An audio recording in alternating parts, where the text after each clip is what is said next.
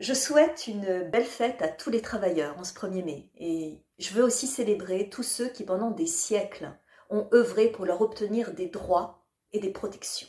Enfin, pas pour tous les travailleurs, pour les travailleurs salariés.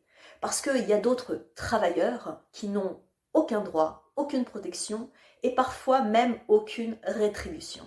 Je pense par exemple aux aidants, qui n'ont pas de droit de repos, qui n'ont pas d'arrêt maladie, qui n'ont pas de vacances, qui n'ont pas de rémunération, très très souvent.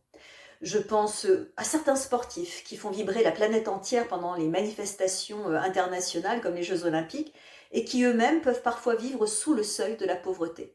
Je pense à ceux qui œuvrent dans des secteurs que l'on appelle de manière savante des secteurs structurellement déficitaires. Ça veut dire quoi?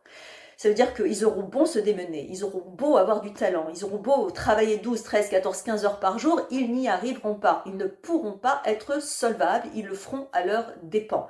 C'est le cas de certains agriculteurs, de beaucoup d'artistes, de certains chercheurs.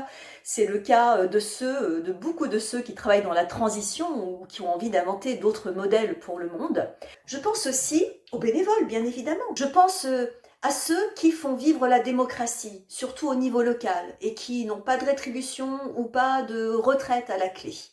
Je pense aussi au travail que nous faisons gratuitement en tant que consommateurs, en particulier dans la sphère du numérique. Et avec quelle charge mentale et avec quel stress.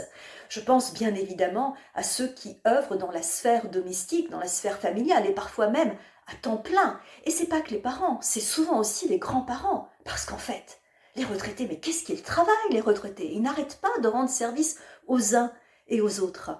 Et la liste continue comme ça, c'est celle de tout ce qu'on appelle les contributeurs. Eh bien, les contributeurs, il est peut-être temps qu'eux aussi, ils aient leur fête, qu'eux aussi, ils aient leurs droits, qu'eux aussi, ils aient leur protection.